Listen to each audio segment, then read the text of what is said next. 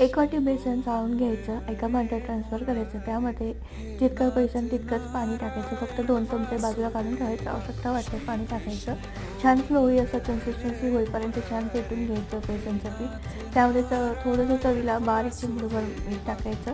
तेल गरम करायचं आणि झाऱ्याने मस्तपैकी आपण बुंदी पाडून घ्यायची.